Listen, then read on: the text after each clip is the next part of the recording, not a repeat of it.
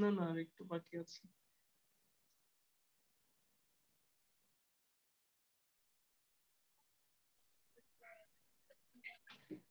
ওকে, so আমরা যেখানটায় ছিলাম সেটা হচ্ছে the result of the exam is unexpected. Okay, so now tell me the result of the exams. দেখো এখানে অনেকে of the exams দেখে কিন্তু অনেকে ভাববা সাবজেক্টটা মনে হয় প্লুরাল, তাহলে ভাবটাও আর হয়ে যাবে। কি হয় আমাদের এখানে subject আসলে কি the result, অর্থাৎ একটাই result. Okay, the result of exam, অর্থাৎ আমি যে মনে করো মনে করো মনে করি আমি ইন্টারমিডিয়েট পরীক্ষা দিলাম, মানে দিছো বা অটো পাস করছো, যাই হোক অটো পাস যারা তাদের জন্য বাদ। এসএসসি পরীক্ষা মনে করো। ওকে, এসএসসি পরীক্ষাতে আমরা নরমালি কতটা 10-15টা এক্সাম দেই, তাই না?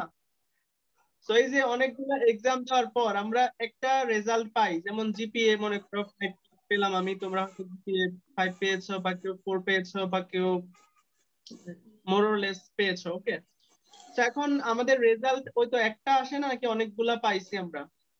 অর্থাৎ হয়তো বা সাবজেক্ট ওয়াইজ আলাদা আলাদা পাইছি, কিন্তু আমাদের রেজাল্ট কিন্তু একটাই আসে, তাই না? জি। So, আমি যেটা বলতে চাচ্ছি সেটা হচ্ছে the result of the exams, অর্থাৎ আমি যতগুলো এক্সামই দেই না কেন আমি একটাই রেজাল্ট পেয়েছি, অর্থাৎ the result. Okay, the result, এখন এখানে দ্য রেজাল্ট কি সিঙ্গুলার নাকি plural? Singular. Result, the result হচ্ছে সিঙ্গুলার। ওকে, সো তাহলে ভার্বটা কি হবে? সিঙ্গুলার। সিঙ্গুলার ইজ হবে। Okay, so the result of the exams is unexpected, অর্থাৎ পরীক্ষার যে রেজাল্ট সেটা হচ্ছে অপ্রত্যাশিত।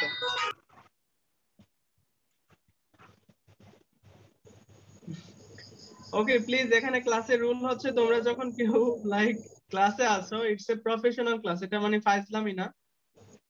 তো তোমাদের মিনিমাম কার্টেসিটুকু থাকা দরকার যে ক্লাসে কোনটা করা যাবে কোনটা করা যাবে না। ওকে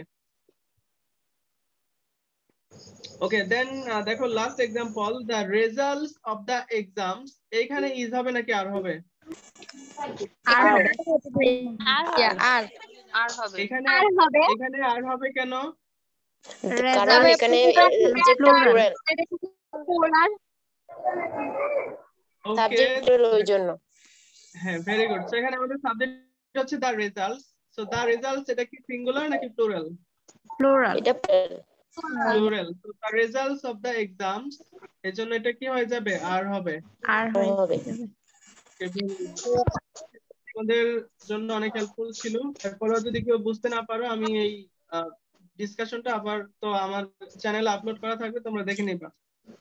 ওকে, থ্যাংক ইউ সো মাচ। এই ছিল আজকের বেসিক ডিসকাশন। সো আমরা এখন রেগুলার আমাদের যে পড়া সেটা হচ্ছে আমরা এতদিন হচ্ছে ক্লজ শিখেছিলাম, সরি এটা না, আমরা সেন্টেন্সের প্রকারভেদ করেছি। দেন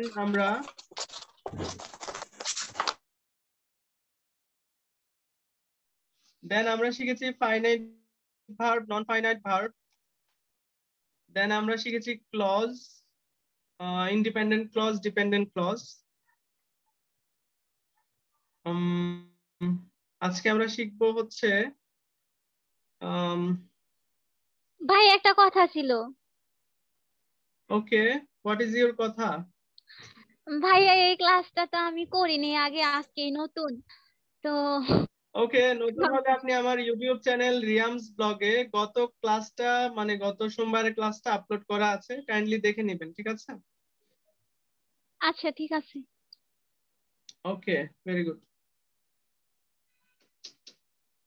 ওকে, সো আমরা কি ইন্ডিপেন্ডেন্ট ক্লজ ডিপেন্ডেন্ট ক্লজ পড়েছিলাম? হ্যাঁ ভাইয়া। ওকে, ভেরি গুড। সো আমি আরেকটু রিভিউ করছি। So, আমরা কিভাবে ইন্ডিপেন্ডেন্ট ক্লজ কিভাবে ডিপেন্ডেন্ট ক্লজ চিনবো। হ্যাঁ, ওকে, এক্সামের কোশ্চেন সলভ করার জন্য দেখি কালকে কোন একটা টাইম ম্যানেজ করা যায় কিনা। আমি আজকের ক্লাস শেষে তোমাদেরকে জানাই দেবো। সো মডেল টেস্টের যে ইংলিশ পার্টটা আছে সেটা আমি সলভ করব। ভাইয়া তো 16 সেটা মেবি ওই যে টুমরো। 16 মডেল টেস্টে ওইটা দরকার। হ্যাঁ, ওকে, নো প্রবলেম। তো আমি আজকে একটা টাইম দিব তোমাদেরকে, সেটা হবে টুমরো।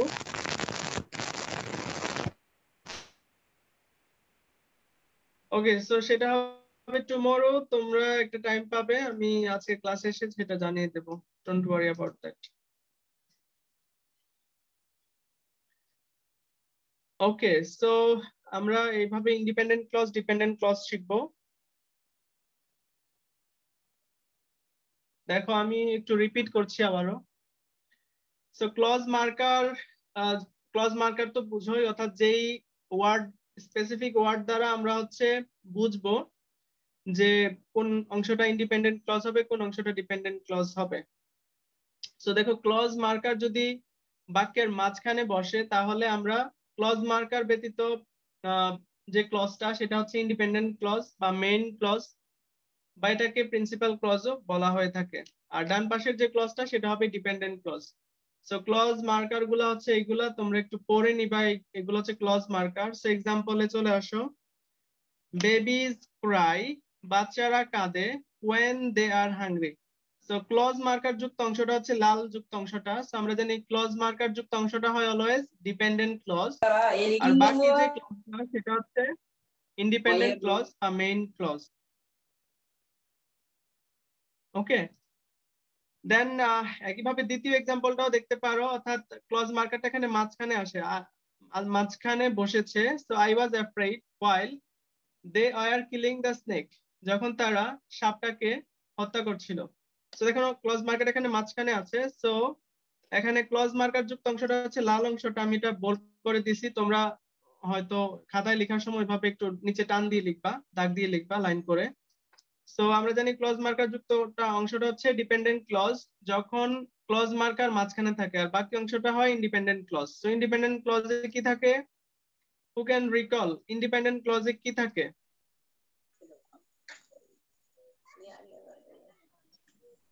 একটা সাবজেক্ট, একটা ফাইনাইট ভার্ব। হ্যাঁ, একটা সাবজেক্ট এবং একটা ফাইনাইট ভার্ব, যেটা বাক্যের বাকি অংশ যদি থাকে সেটা ছাড়াও সে তার নিজের অর্থ প্রকাশ করতে পারে। সো আই ওয়াজ অ্যাফ্রেড, ওকে, আমি ভীত ছিলাম। সো এটা নিজের অর্থটা প্রকাশ করতে পারে। কিন্তু আমি যদি বলি while they were killing the snake, তারা যখন সাপটাকে মারছিল। সো তারা যখন সাপটাকে মারছিল কি? সো এই পুরো অর্থটা কিন্তু তারা প্রকাশ করতে পারে না। সো এর জন্য এটা হচ্ছে ডিপেন্ডেন্ট ক্লজ। সেই ইন্ডিপেন্ডেন্ট ক্লজের উপর নির্ভরশীল তার পুরো অর্থটা প্রকাশ করার জন্য। আর দেখো, ক্লজ মার্কার যদি বাক্যের শুরুতে থাকে তাহলে একই একই সিস্টেমে। সো ক্লজ মার্কার যুক্তটা অংশটা হয়ে যায় কি ডিপেন্ডেন্ট ক্লজ, আর বাকি অংশটা ইন্ডিপেন্ডেন্ট ক্লজ। এখানে অলরেডি সুন্দরভাবে লেখা আছে। সো দেখো, when the babies are hungry, যখন বাচ্চারা ক্ষুধার্ত থাকে। when the babies are hungry, আমরা জানি ক্লজ মার্কার যুক্ত অংশটা হচ্ছে কি ডিপেন্ডেন্ট ক্লজ। Dependent clause. এরপর একটা কমা থাকে। ওকে, সো ডিপেন্ডেন্ট ক্লজের পর একটা কমা থাকে, এরপর বাকি যে অংশটা সেটা অলওয়েজ কি independent clause. So when the babies are hungry, comma they cry। আমি এখানে মেনশন করে দিছি, তোমরা আরেকটু দেখে নিবা। একইভাবে দ্বিতীয় এক্সাম্পলটা দেখো, while they were killing the snake, তারা যখন সাপটাকে মারছিল বা হত্যা করছিল। সো কমা, দেখতে পাচ্ছ এখানে কমা আছে, সেটা হচ্ছে ডিপেন্ডেন্ট ক্লজ। কারণ ক্লজ মার্কার হচ্ছে এখানে while, when। So clause marker যুক্ত অংশটা হয় ডিপেন্ডেন্ট ক্লজ, আর বাকি ক্লজটা হয় independent clause. So I was afraid. Okay, then এখন আমরা জানবো সিম্পল সেন্টেন্স অথবা হচ্ছে ইন্ডিপেন্ডেন্ট ক্লজ, মোটামুটি একই জিনিস। তো যে সকল বাক্যে একটি মাত্র, আমরা এখন আসলে সিম্পল কমপ্লেক্স কম্পাউন্ড শিখবো। তো এই জিনিসটা আসলে পড়াচ্ছি কারণ তোমাদের যদি মনে থাকে, আমি যখন ট্রান্সফরমেশন অফ সেন্টেন্স পড়াইছি তোমাদেরকে, তখন হচ্ছে সিম্পল কমপ্লেক্স কম্পাউন্ড পড়ায়নি। তো সিম্পল কমপ্লেক্স কম্পাউন্ড যদি না চেনো তাহলে কিন্তু তুমি ট্রান্সফর্ম করতে পারবে না। তো এই জন্য তোমাদেরকে সিম্পল কমপ্লেক্স কম্পাউন্ড সেন্টেন্স চেনা দরকার। ওকে, সো সিম্পল সেন্টেন্সে কি থাকবে দেখো, সিম্পল সেন্টেন্সে একটি মাত্র সাবজেক্ট অথবা অবজেক্ট এবং একটি মাত্র ফাইনাইট ভার্ব থাকবে, তখন সেটা সিম্পল সেন্টেন্স বা সরল বাক্য হয়ে যাবে। তো প্রত্যেকটা ইন্ডিপেন্ডেন্ট ক্লজই কিন্তু একটা সিম্পল বাক্য। যেমন Cox's Bazar is the largest sea beach in the world. তো দেখো এখানে কক্সবাজার হচ্ছে আমাদের সাবজেক্ট, ইজ হচ্ছে আমাদের মেইন ভার্ব, আর এই যে the largest sea beach in the world এটা হচ্ছে আমাদের কি অবজেক্ট। একইভাবে দেখো দ্বিতীয় এক্সাম্পলটা, সো আমি একটু মেনশন করে দেই। সো সাবজেক্ট একটা সমাপিকা ক্রিয়া অর্থাৎ মেইন ভার্ব বা প্রিন্সিপাল ভার্ব যেটা, এবং একটা অবজেক্ট নিয়ে হচ্ছে সিম্পল সেন্টেন্স। আর সেখানে কোনো আলাদা কিন্তু ক্লজ মার্কার থাকবে না, অর্থাৎ সিম্পল সেন্টেন্সে কোনো আলাদা ক্লজ থাকবে না। সিম্পল সেন্টেন্সে একটাই ক্লজ, আর সেটা হচ্ছে কি প্রিন্সিপাল ক্লজ বা মেইন ক্লজ বা ইন্ডিপেন্ডেন্ট ক্লজ। সো আমাদের সি হচ্ছে এখানে সাবজেক্ট, রুট হচ্ছে আমাদের এখানে finite verb. Okay, then she wrote an application to the principal, এটা হচ্ছে আমাদের অবজেক্ট। একইভাবে দেখো বাংলাদেশ হচ্ছে সাবজেক্ট, ইজ হচ্ছে এখানে মেইন ভার্ব, আর ডেভেলপিং কান্ট্রি হচ্ছে আমাদের অবজেক্ট। তো যে সকল বাক্যে একটা মাত্র সাবজেক্ট, আচ্ছা এটাকে এভাবে না লিখে আমি আরেকটু ইয়ে করে দেই। তো একটি মাত্র সাবজেক্ট এবং একটি মাত্র সমাপিকা ক্রিয়া এবং অবজেক্ট নিয়ে হয় কি আমাদের সিম্পল সেন্টেন্স বা ইন্ডিপেন্ডেন্ট ক্লজ। আমি যেটা বারবার বলছি তোমরা হয়তো গুলায় ফেলতে পারো যে ইন্ডিপেন্ডেন্ট ক্লজ আর সিম্পল সেন্টেন্স কিন্তু একই জিনিস। ওকে, তো এখানে স্ট্রাকচারটা দিয়ে দেওয়া আছে subject plus finite verb plus complement, অর্থাৎ বাক্যের বাকি অংশ। তো এই আমাকে বলো তোমরা প্রত্যেকটা বাক্যে কি সাবজেক্ট এবং ফাইনাইট ভার্ব আছে কিনা?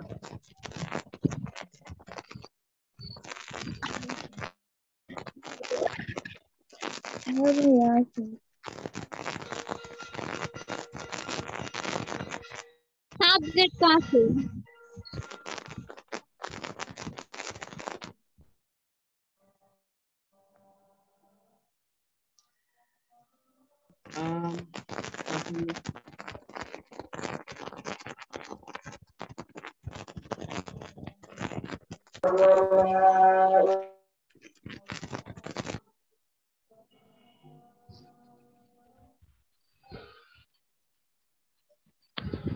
ওকে, যার নয়েজ প্রচুর তাকে আসলে আনফরচুনেটলি রিমুভ করা হয়েছে, তার জন্য আসলে ডিস্টার্ব হচ্ছে ক্লাসে। ওকে, সো আমি তোমাদেরকে কিছুক্ষণের মধ্যেই ছেড়ে দিব, আসলে আজান দিচ্ছে তো তোমাদের মাগরিবের নামাজের সময় খুব কম। সো 5 থেকে 10 মিনিটের মধ্যেই ছেড়ে দিচ্ছি। ওকে, সো সিম্পল সেন্টেন্স বুঝছো? সো যারা গত ক্লাস করছো তারা অলরেডি এটা বুঝতে কোনো প্রবলেম হওয়ার কথা নয়। তো কমপ্লেক্স সেন্টেন্সে আসলে কি থাকে সেটা আমাদেরকে জানতে হবে। ভাইয়া আজকে না বিজ্ঞান ক্লাস হওয়ার কথা। আমাদের আসলে বিজ্ঞান ক্লাস আমরা একটা করে চ্যাপ্টার পড়া দেই আর সেটার উপর এক্সাম হয়। এটি এই সাবজেক্ট চ্যাপ্টার গুলো অলরেডি আমাদের পড়ানো হয়েছে আমাদের যারা স্টুডেন্ট।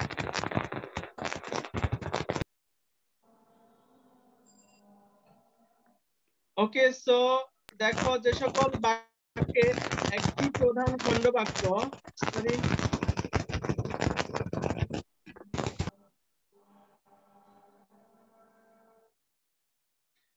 ওকে, দেখো কমপ্লেক্স সেন্টেন্স মানে কি, যে সকল বাক্যে একটি মাত্র প্রধান অর্থাৎ একটি ইন্ডিপেন্ডেন্ট ক্লজ এবং ডিপেন্ডেন্ট ক্লজ থাকে, সেটা হচ্ছে মূলত কমপ্লেক্স সেন্টেন্স। ওকে, সো প্রিন্সিপাল ক্লজ বা মেইন ক্লজ বা ইন্ডিপেন্ডেন্ট ক্লজ একই জিনিস। ওকে, আরে সে বারবার জয়েন করছে কিভাবে, তাকে আমি রিমুভ করে দিচ্ছি।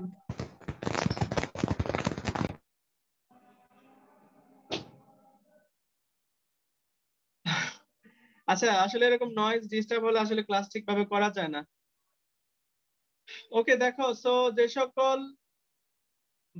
সকল বাক্যে আসলে একটা ইন্ডিপেন্ডেন্ট ক্লজ এবং একাধিক ডিপেন্ডেন্ট ক্লজ থাকে সেটা হচ্ছে মূলত কমপ্লেক্স সেন্টেন্স। সো যেমন his brother died when he was 7 years old. So তোমরা কি আমারে বলতে পারবা কোন অংশটা হচ্ছে ইন্ডিপেন্ডেন্ট, কোন অংশটা ডিপেন্ডেন্ট? when যুক্ত এটা dependent clause R he his brother died independent clause or he was dependent clause.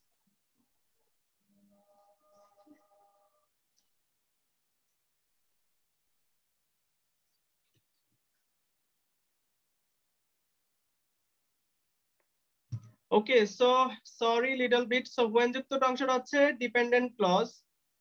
So এখন কি সাউন্ড হচ্ছে? এখন তো সাউন্ড হচ্ছে না। ওকে ওকে, সো when যুক্ত অংশটা হচ্ছে আমাদের ডিপেন্ডেন্ট ক্লজ।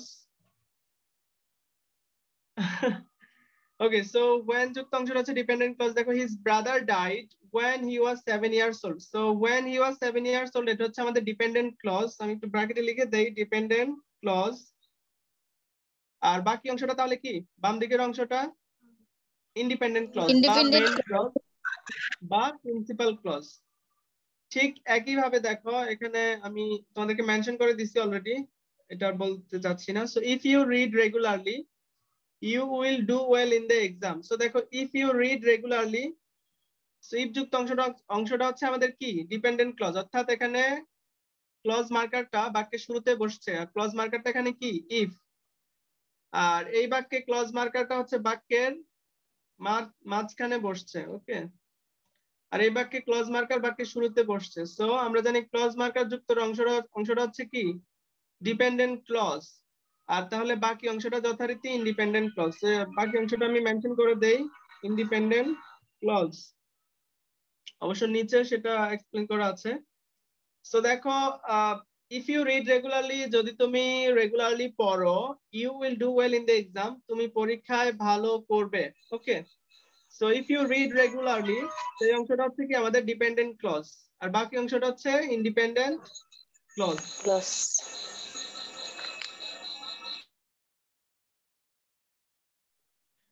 ওকে, ঠিক একই ভাবে দেখো চেনার উপায়টা কি? তাহলে কমপ্লেক্স সেন্টেন্সে একটা ইন্ডিপেন্ডেন্ট ক্লজ এবং একাধিক ডিপেন্ডেন্ট ক্লজ যদি থাকে তাহলে সেটা কমপ্লেক্স সেন্টেন্স হয়ে যায়। সো এখানে দেখো কি কি ক্লজ মার্কার দেখলে আমরা বাক্যটাকে বুঝে যাব, আমাদের বেশি টেনশন করতে হবে না যেটা কি সিম্পল সেন্টেন্স নাকি কমপ্লেক্স সেন্টেন্স নাকি কম্পাউন্ড সেন্টেন্স।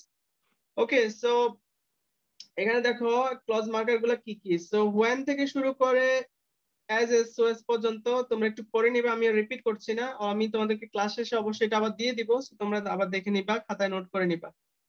সো দেখো আরো এক্সাম্পল দেখো, you did not even hear what his name was.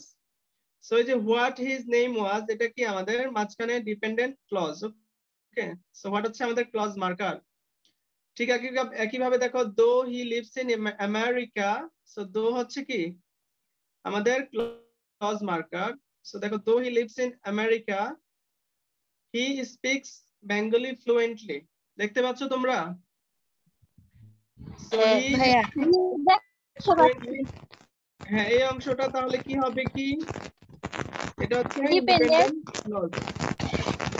R clause marker যুক্ত অংশটা হচ্ছে কি? ইন্ডিপেন্ডেন্ট ক্লজ যুক্ত এটা what the hell। এই যে আমাদের এখানে একজন নাম জানি না, আফরিন আক্তার, আপনি কাইন্ডলি একটু মিউট রাখেন, আপনার সমস্যা কি? এভাবে ডিস্টার্ব করলে তো ক্লাসে ঢোকা যাবে না। আফরিন আক্তার, আপনি কি শুনতে পাচ্ছেন?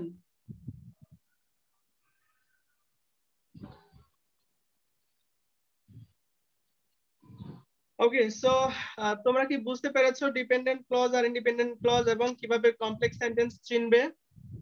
জি ভাইয়া ভাইয়া আর একটু একবার বুঝায় দেন। আর একটু বুঝাই দেব। ওকে, সো তুমি হচ্ছে গত ক্লাসটা মেবি মিস করেছো, তুমি দেখে নিবা। সো এই মার্কার গুলা দেখে আমরা বুঝে যাব যে এটা কি কমপ্লেক্স সেন্টেন্স নাকি কম্পাউন্ড সেন্টেন্স। এই মার্কার গুলো এই যে হোয়ার থেকে শুরু করে এজ এস পর্যন্ত, কমপ্লেক্স সেন্টেন্স। হ্যাঁ এগুলা যদি বাক্যে দেখো তাহলে সেটা কমপ্লেক্স সেন্টেন্স হয়ে যাবে। এখন তোমার বুঝতে হবে যে কোনটা ডিপেন্ডেন্ট ক্লজ কোনটা ইন্ডিপেন্ডেন্ট ক্লজ। ইন্ডিপেন্ডেন্ট ক্লজে একটা সাবজেক্ট একটা ফাইনাইট ভার্ব থাকে। ওকে, সো এটা দিয়ে আমরা চিনতে পারি। সো দেখো ইন্ডিপেন্ডেন্ট ক্লজ অর্থাৎ তার নিজের অর্থটা সে প্রকাশ করতে পারে কি দিয়ে, একটা সাবজেক্ট, একটা ফাইনাইট ভার্ব এবং অবজেক্ট দিয়ে তার অর্থটা সে পূর্ণ করতে পারে। তো আমরা একটু আগের স্লাইডে দেখেছি ক্লজ মার্কার যদি বাক্যের মাঝখানে থাকে, যেমন when he was 7 years old, so এখানে when টা হচ্ছে ক্লজ মার্কার, সেটা বাক্যের মাঝখানে আছে, তাহলে এটা আমাদের ডিপেন্ডেন্ট ক্লজ। অর্থাৎ ক্লজ মার্কার যুক্ত অংশটা হবে আমাদের ডিপেন্ডেন্ট ক্লজ, মানে নির্ভরশীল বাক্যাংশ। তাহলে একটা অংশ যদি ডিপেন্ডেন্ট হয়ে যায় তাহলে অটোমেটিক বাকি অংশটা কমপ্লেক্স সেন্টেন্সে ইন্ডিপেন্ডেন্ট ক্লজ। এটা হচ্ছে আমাদের বেসিক।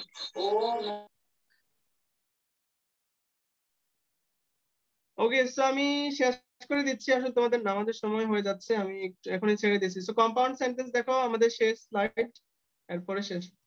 তো দেখো কম্পাউন্ড সেন্টেন্সে হচ্ছে একটু বোঝার একটা ব্যাপার আছে। কম্পাউন্ড সেন্টেন্স চেনার উপায় হচ্ছে বাক্যে এন্ড অর বাট, বেশিরভাগ ক্ষেত্রে এন্ড অর বাট দিয়ে থাকে। তো কম্পাউন্ড সেন্টেন্সে দুই দিকেই ইন্ডিপেন্ডেন্ট ক্লজ থাকে। কম্পাউন্ড সেন্টেন্সে কি থাকে? দুই দিকেই ক্লজ মার্কারের দুই দিকে কি থাকে? ইন্ডিপেন্ডেন্ট বা মেইন ক্লজ বা প্রিন্সিপাল ক্লজ, যাই বলো তিনটা একই জিনিস। তো এগুলো হচ্ছে কোঅর্ডিনেট কনজাংশন। ওকে, এইগুলো হচ্ছে কি কোঅর্ডিনেট কনজাংশন। এইগুলা দেখলে আমরা বুঝবো বাক্যটা compound sentence. And or but, not also, thus, however, moreover, therefore, so, still, else, তারপর as well as, otherwise, accordingly, yet, not only but also, either or, neither nor, on the contrary, এগুলো হচ্ছে coordinate conjunction. এইগুলা যদি বাক্যে থাকে তাহলে আমরা বুঝবো ভাইয়া যে এটা কোঅর্ডিনেট কম্পাউন্ড কি? সেন্টেন্স।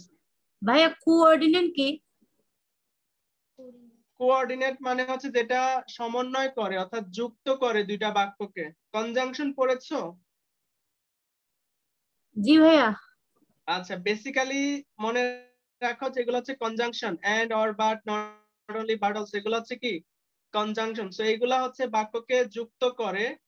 যেমন আমি যদি বলি I am a student and I read in class 5 and I go to school regularly, but I sometimes do not go to school। তো এইভাবে আমরা যখন বাক্যে and or but, however, moreover, thus, therefore এগুলো ব্যবহার করি, এগুলা তখন কোন সেন্টেন্স হয়ে যায়?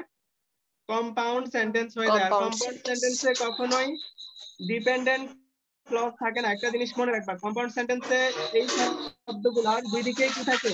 ইন্ডিপেন্ডেন্ট ক্লজ থাকে। Independent clause. ওকে, আবারও বলছি ক্লজ আর তোমাদের এখানে তো নয়েজ হলে কেমনে হবে? সুপ্রিয়া, তারপর কে কে দূর তারিখ। ওকে, সো যেটা বলতে চাচ্ছি, এইগুলা হচ্ছে ক্লজ মার্কার কম্পাউন্ড সেন্টেন্স চেনার জন্য। সেইগুলা যখন বাক্যে দেখবা বুঝে নিবে এটা কম্পাউন্ড সেন্টেন্স। তো কম্পাউন্ড সেন্টেন্সের দুই পাশেই কি থাকে? Independent clause. দেখো এখানে ক্লজ মার্কার হচ্ছে but. Okay, so he is poor. So he is poor দিয়ে কিন্তু দেখো এখানে হি হচ্ছে সাবজেক্ট, ইজ হচ্ছে ফাইনাইট ভার্ব, পুয়ার হচ্ছে অবজেক্ট। সেখানে হি ইজ পুয়ার এটা হচ্ছে কি একটা ইন্ডিপেন্ডেন্ট ক্লজ বা মেইন ক্লজ বা আমাদের প্রিন্সিপাল ক্লজ। আর এই যে হ্যাপি, অর্থাৎ হ্যাপিটাও এখানে কি একটা ইন্ডিপেন্ডেন্ট ক্লজ, অর্থাৎ হি ইজ হ্যাপি। এখানে হ্যাপিটাকে আমরা সংক্ষেপে লিখছি হি ইজ পুয়ার, ব্র্যাকেটে হি ইজ, আমরা ব্র্যাকেটেই রাখলাম হি ইজ হ্যাপি। তো এটা কি একটা কম্পাউন্ড সেন্টেন্স, যেহেতু এখানে বাট আছে। আমরা এই যে কম্পাউন্ড সেন্টেন্স মার্কার গুলা দেখেই বুঝতে পারবো যেটা আসলে কমপ্লেক্স নাকি কম্পাউন্ড। ওকে, এইগুলা শব্দগুলা তোমাদেরকে মনে রাখতে হবে। এরপর এক্সাম্পল দেখো, we search him everywhere but did not find. Okay, দেখো উই সার্চ হিম এভরিহোয়ার, সেটা হচ্ছে আমাদের একটা অংশ। তারপর বাট হচ্ছে আমাদের মনে করো কনজাংশন, অর্থাৎ কম্পাউন্ড সেন্টেন্স চেনার marker. And did not find অর্থাৎ তাকে খুঁজে পাওয়া যায়নি, অর্থাৎ we did not find. Okay, সেখানে ব্র্যাকেটে আবার কি আছে? উই আছে, বাট আমরা এটা বাক্যের সৌন্দর্য রক্ষার্থে আমরা এটাকে রিপিট করে নিই। আর তো সাবজেক্ট, ভার্ব, অবজেক্ট যদি থাকে আমরা জানি সেটা ইন্ডিপেন্ডেন্ট ক্লজ। সো আমাদেরকে মনে রাখতে হবে যে কম্পাউন্ড সেন্টেন্সে অলওয়েজ দুই দিকেই কি ইন্ডিপেন্ডেন্ট ক্লজ থাকে। কি থাকে? Independent clause. ওকে, তো আরেকটা এক্সাম্পল আছে। আচ্ছা, তোমরা এত বোকা কেন? স্ক্রিনে দাগ দিচ্ছ, যা ইচ্ছা তাই নয়েজ তৈরি করছো ক্লাসের মধ্যে? কমন সেন্স নাই তোমাদের? why so why not so serious? ওকে দেখো, Sumana shouted, it's okay. Okay, last example দেখো, সুমনা shouted, সুমনা চিৎকার করেছিল, and all the people started to clap their hands. Sumana যখন চিৎকার করছিল এবং তখন কি হলো, সব মানুষেরা হাততালি দেওয়া শুরু করলো। সো এটা হচ্ছে কি একটা কম্পাউন্ড সেন্টেন্স। সো কম্পাউন্ড সেনার আমাদের ইয়ে হচ্ছে কি, সাবজেক্ট থাকবে মাস্ট এবং একটা ফাইনাইট ভার্ব থাকবে। সুমনা শাউটেড অর্থাৎ সুমনা চিৎকার করেছিল, স্যান্ড হচ্ছে আমাদের এখানে ক্লজ মার্কার। ওকে, এন্ড হচ্ছে আমাদের কি কম্পাউন্ড সেন্টেন্স চেনার marker. And all the people started, so all the people হচ্ছে সাবজেক্ট, স্টার্টেড হচ্ছে আমাদের finite verb, to clap their hands এটা হচ্ছে আমাদের অবজেক্ট। সো আমরা জানি কম্পাউন্ড সেন্টেন্সে দুই দিকে কি থাকে, ইন্ডিপেন্ডেন্ট ক্লজ বা মেইন ক্লজ বা প্রিন্সিপাল ক্লজ থাকে। ওকে, সো আই হোপ তোমরা বুঝতে পেরেছো আজকের ক্লাসে পর্যন্ত। এখানে 2-3টা এক্সাম্পল দেওয়া আছে, তোমরা দেখে নিবা, যেহেতু নামাজের সময় যাচ্ছে আমি এখন ছেড়ে দিচ্ছি। So thank you so much for attending in my class. I think তোমরা ক্লাসটা এনজয় করেছো এবং নেক্সট ক্লাস আবার জয়েন করবা। সো এ পর্যন্ত আচ্ছা তোমাদেরকে ভাইয়া, ওয়েলকাম। ক্লাসে জয়েন করার জন্য দাওয়াত দিয়ে আজকের ক্লাসে পর্যন্তই। আর এই ক্লাসটাও আপলোড করা থাকবে, যারা পরে জয়েন করছো বা মিস করছো এরকম কেউ, তোমরা চাইলে দেখে নিতে পারো। এন্ড তোমাদের যদি কারো কোনো প্রশ্ন থাকে আমাকে জিজ্ঞেস করতে পারো, আর যদি কোনো প্রশ্ন না থাকে তাহলে এখনই লিভ নিতে পারো। Thank you so much. ভাইয়া আমার একটা কোশ্চেন আছে। হ্যালো হ্যাঁ, আলিফ লাম মিম, বলো। হ্যালো, হ্যাঁ ভাইয়া, মানে শুনতে আমি পাচ্ছি, বলো। অ্যাপ্রোপ্রিয়েট প্রিপজিশন করতেছি, তো তো ওইখানে ভাইয়া বুঝতেছি না। কোথায় হ্যালো, বুঝতেছো না? বুঝিনি। আমি এক্সাম্পল যেমন অ্যাপোলাইজ টু, টু এর পর ব্র্যাকেটে এক্সি দেওয়া, তো তুমি কি বলছো আমি তোমার কথা আসলে ঠিক বুঝতে পারছি না, তুমি একটু ক্লিয়ারলি বলতে পারবে? হ্যালো, শোনা যায় না? হ্যাঁ হ্যাঁ, এখন শুনতে পাচ্ছি, বলো।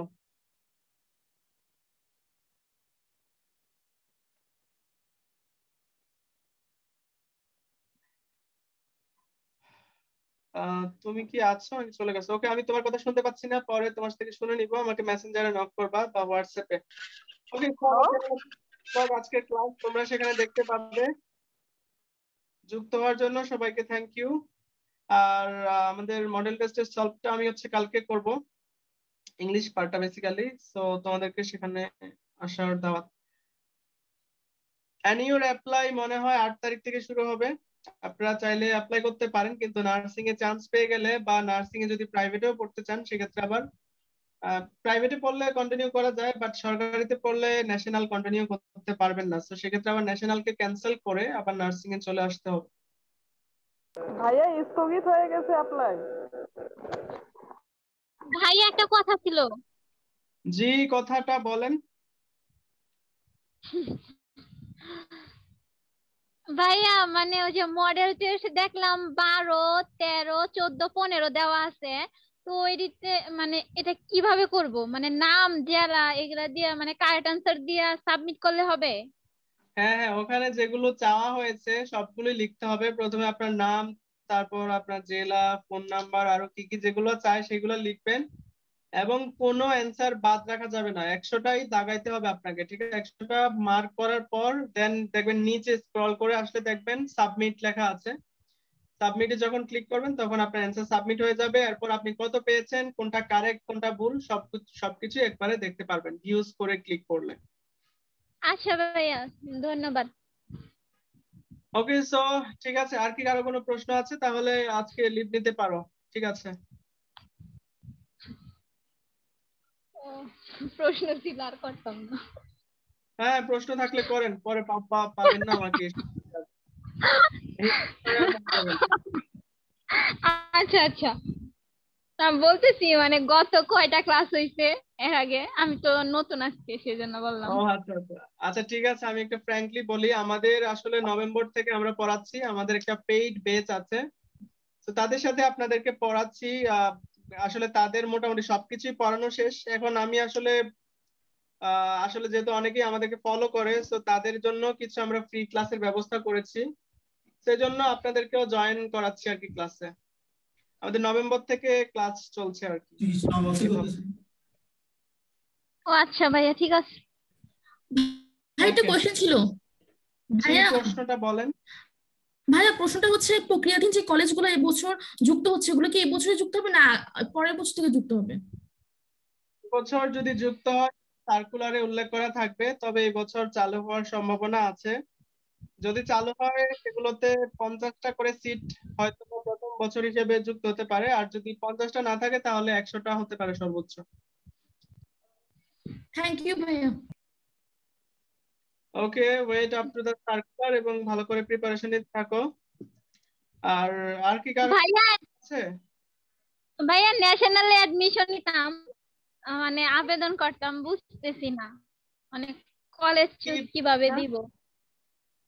হ্যাঁ, আপনি যে কোনো একটা কম্পিউটার দোকানে যাবেন, 8 তারিখ থেকে অ্যাপ্লাই শুরু। তো সেখানে আপনার মনে হয় SSC HSC roll number toll number এগুলা ইনফরমেশন গুলা লাগবে, আর কিছু টাকা লাগবে মনে হয়।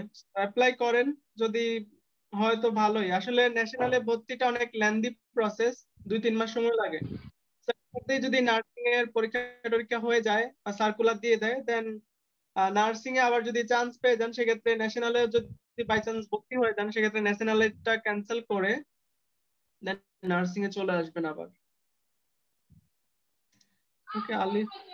আচ্ছা ভাই, একটু মানে সাবজেক্ট কলেজ চুজটা যদি দিতেন, মানে ঢাকার সরকারি কলেজগুলোর। এখনই দেখাচ্ছি, একটু লাইনে। স্ক্রিন দেখতে পাচ্ছেন? জি ভাই, দেখতে পাচ্ছি। ওকে, স্ক্রিনে দেখেন কিভাবে ন্যাশনালে অ্যাপ্লাই করতে হয়।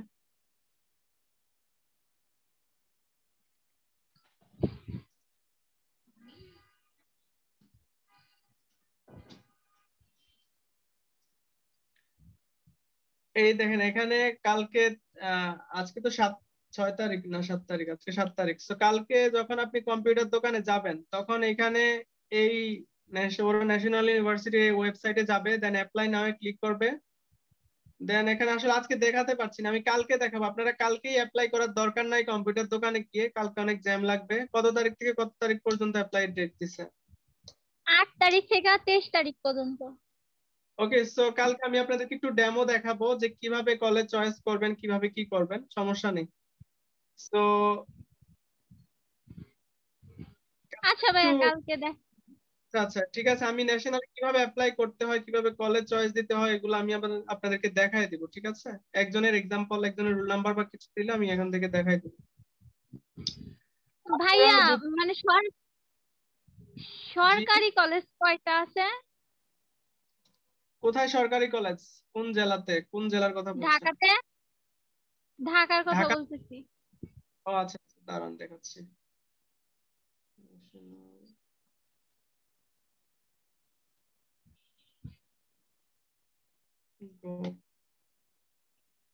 ওকে, আপনি ঢাকাতে ট্রাই করবেন তাই তো? জি ভাইয়া।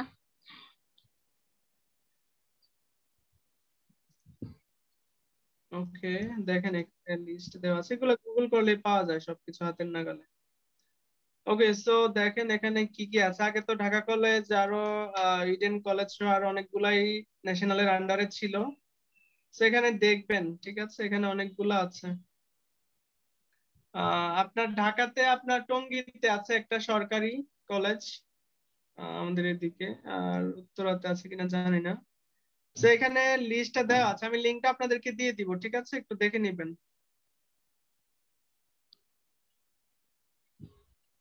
সিদ্ধেশ্বরী গার্লস কলেজ, লালমাটিয়া মহিলা কলেজ, আদমজী ক্যান্টনমেন্ট কলেজ, এরকম আরো অনেকগুলো দেওয়া আছে অবশ্য। তো আসলে এটা আপনারা যখন অ্যাপ্লাই করবেন, হ্যাঁ, তখন লিস্ট মানে আসবে অ্যাপ্লাই করার। ভাইয়া আপনার কাছে একটা রিকোয়েস্ট আছে।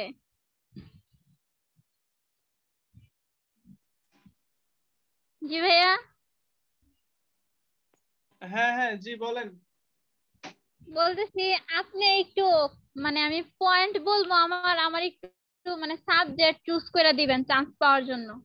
আচ্ছা আচ্ছা, কালকে প্র্যাকটিক্যালি দেখাই দিব। কালকে আমি একটা টাইম দেব আপনাদেরকে, আপনারা ন্যাশনালে কিভাবে করবেন ওটা নিয়ে আমি আলোচনা করব। ঠিক আছে? ওকে, আচ্ছা তাহলে ভাইয়া। ঠিক আছে, আজকে এই পর্যন্তই। আপনারা ভালো থাকেন, আবার পরবর্তী কালকে দেখা হবে। ওকে। হ্যালো হ্যাঁ, আর হ্যালো কি কেউ কিছু বলতে চাচ্ছেন? হ্যাঁ ভাইয়া, একটু চ্যাট বক্সটা চেক করেন। ও আচ্ছা, ঠিক আছে, ভাইকে মেসেঞ্জারে নক করো, দেখছি। চ্যাট